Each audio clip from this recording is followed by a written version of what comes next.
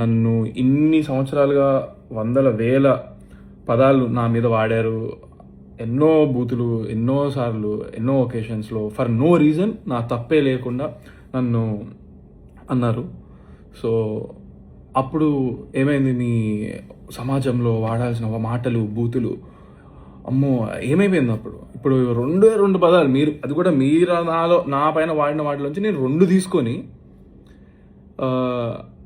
Which are not even that big to be honest చెప్పాలంటే. నా జోలికి వస్తే పగిలిపోద్దిరా అంటున్నాడు అంతే. నా జోలికి రాకండి, పగిలిపోద్ది వస్తే. I stand by those words. దగ్గరకు వచ్చి చూడు, తెలుస్తుంది. అండ్ యా, సో ఎవరు అమ్మ నాన్న నేర్పరు, ఓకే, నేను నీ దగ్గర నుంచే నేర్చుకున్నాను. సో అవి తిరిగి 2 అంటే, మెయిన్గా అశోక్ కుమార్ వేముల, నీకు 24 hours టైం ఇస్తున్నా. నువ్వు గనక నాకు 24 hours అపాలజీ నీ నుంచి రాలేదనుకో, దీన్ని నేను ఎక్కడ ఎస్కలేట్ చేయాలి, ఎంత చేయాలో నేను అసలు ఇంతవరకు నా లైఫ్లో నేను ఒక మీమర్ కానీ, ట్రోలర్ కానీ, లేకపోతే నా మీద వాడిన వర్డ్స్ కానీ ఎప్పుడు కూడా నేను రియాక్ట్ అవ్వలేదు. అంటే బాధ ఎక్స్ప్రెస్ చేయలేదు, ఎక్కడ ఏ సింపతి కోరుకోలేదు, లేకపోతే కంప్లైంట్ అనేది కానీ, రచ్చ కానీ ఏం చేయలేదు. ఎందుకంటే ఎవరు ఏమన్నా సరే నన్నే అన్నారు, నేను లైట్ తీసుకున్నాను. I took it all as criticism.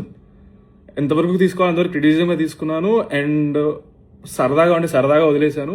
కానీ దిస్ పర్సన్, నువ్వు మా ఇంట్లో మహిళలను అన్నావు, మా నాన్నగారిని అన్నావు, నాతో వర్క్ చేసిన వాళ్ళు అన్నావు, నేను దేవుళ్ళగా భావించే ప్రొడ్యూసర్లు అన్నావు, అండ్ ఆ రోజు వచ్చిన గెస్టులను అన్నావు, అందరినీ అన్నావు. చాలా నీచంగా, చండాలంగా, అసభ్యకరమైన మాటలు వాడి అన్నావు.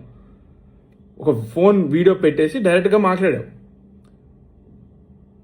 It is not criticism, it was degradation, defamation, insults.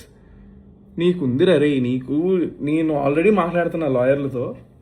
First time serious తీసుకొని నేను ప్రాపర్ వేలో వెళ్తాను. ఇలాగ నేను ఫోన్ ఉంది కదా అని పొద్దున్న లేచేసి ఇట్లా పెట్టేసి మాట్లాడేసి చండాలం చేయడం కాదు. బుర్రు ఉంటే ప్రాపర్గా, కన్స్ట్రక్టివ్గా, ప్రోగ్రెసివ్ వేలో వెళ్ళాలి. నీకు నిజంగా నీకు మనోభావాలు హట్టే, ఇది ఒక సమాజం అని నువ్వు ఒక లీడర్గా ఫీల్ అయ్యి ఏదో స్టాండ్ తీసుకుందాం అనుకుంటే, తీసుకునేది ఏదో సరిగ్గా తీసుకో. అర్థమవుతుందా?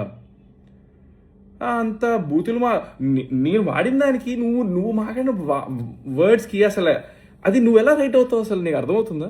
నిజంగా నువ్వు అదే ప్రాపర్గా చెప్తే, ఏదో పెద్ద ఆయన చెప్తున్నాడు కదా, ఆహా ఓకే సార్, కరెక్టే సార్, మేబీ సారీ కూడా చెప్పేటోండేమో.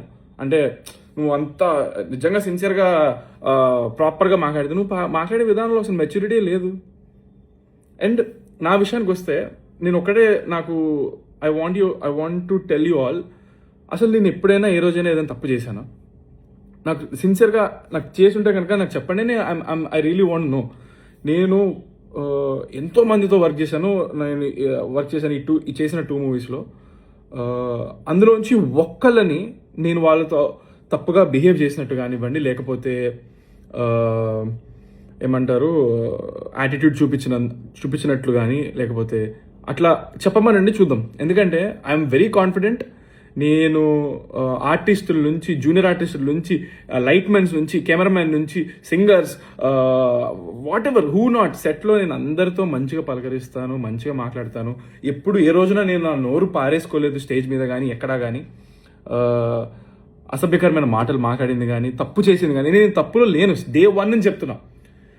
నేను అసలు 19 years అబ్బాయిగా, 20 years అబ్బాయిగా మా డాడీ వాళ్ళు, మా మమ్మీ వాళ్ళని పక్కన నిలిచిపెట్టి ఇంట్రడ్యూస్ చేసిన రోజున కూడా వాళ్ళు ఏదో పొగుడుతున్నారు, నేనేదో ఫస్ట్ టైం స్టేజ్ ఎక్కడం, నాకు చాలా ఆక్వర్డ్ ఫీలింగ్ అయిపోయి ఇబ్బంది అయ్యింది. నేను అటు ఇటు చూస్తున్నాను, చేతులు జేబులో పెట్టుకున్నా. దానికి అక్కడ స్టార్ట్ అయింది. Even on that day also మీరు సరిగ్గా పూర్తిగా ఏది మ్యాటర్ ఎవరు చూస్తే కదా, ఇప్పుడు కూడా సాంగ్ 3 నిమిషాల song. So wait, I'm diverting. అక్కడ ఆ రోజు కూడా నేను చెప్పాను, ఆ రోజు కూడా పొరపాటున నేను ఎవరినైనా ఏదైనా కొంచెం ఎక్కువ మాట్లాడి ఉన్నా, లేకపోతే నాలో ఏమైనా నచ్చకపోయి ఉంటే, it will improve with time, దయచేసి నన్ను క్షమించండి అని చెప్పి నేను ఆ రోజే చెప్పాను అక్కడ స్టేజ్ మీద. అండ్ ఈ రోజు కూడా సాంగ్ పాడిన స్టేజ్ మీద ఈ సాంగ్లో వాడిన పదాలు అసలు సినిమాలో ఉండవు అని కూడా క్లియర్గా చెప్పాను నేను. అందరికీ నమస్కారం.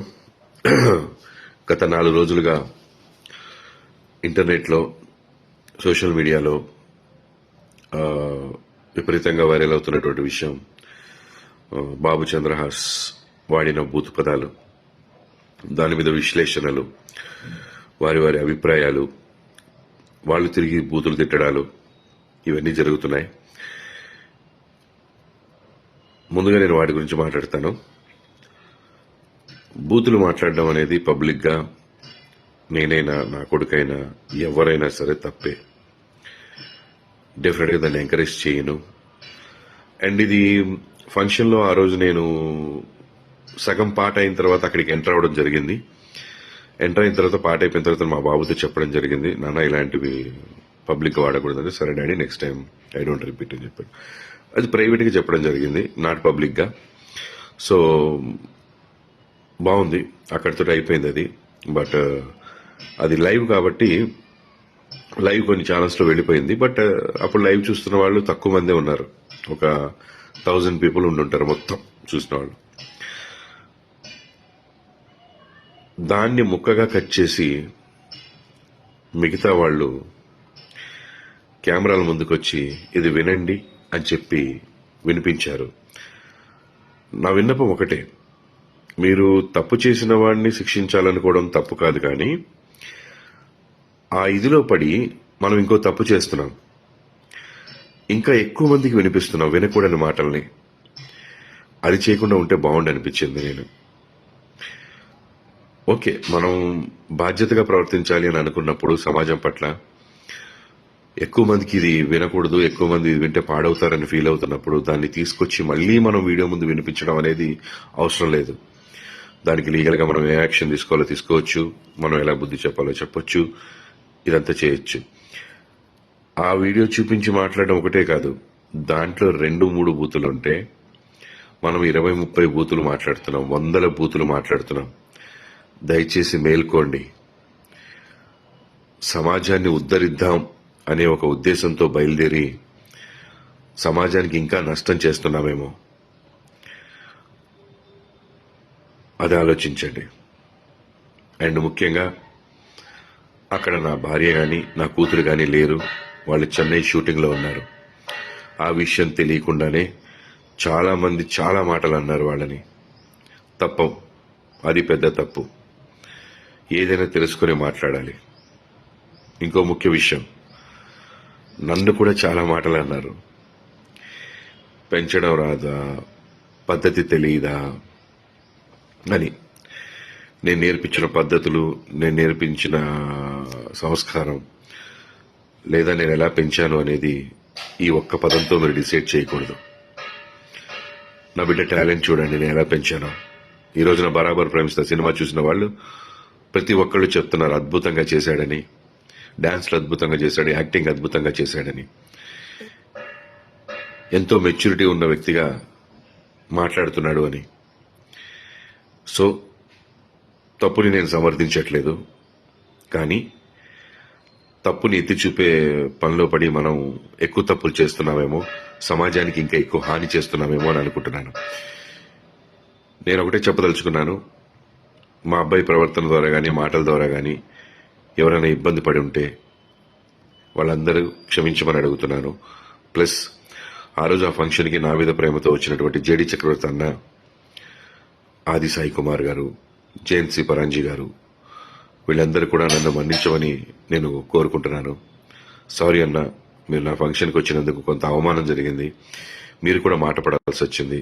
I'm sincerely sorry for that మీ అందరికీ. అండ్ డైరెక్టర్ గారు, ప్రొడ్యూసర్ గారు, వాళ్ళందరూ కూడా ఎవరు ఇందులో ఇన్వాల్వ్ అవ్వలేదు. సో ప్లీజ్ మాట్లాడేవాళ్ళు అన్ని విషయాలు తెలుసుకొని మాట్లాడండి. ఒక విషయం తెలుసుకొని మిగతా విషయాలన్నీ మాట్లాడకండి, లేదా దాని గురించి మాట్లాడండి. తప్పు లేదు, ప్రశ్నించడం తప్పు లేదు. ఇక్కడే స్టార్ట్ అయింది, ఈ రోజు స్టార్ట్ అయింది. ఇకపైన ఎక్కడ మనకి బూతులు వినపడకూడదు.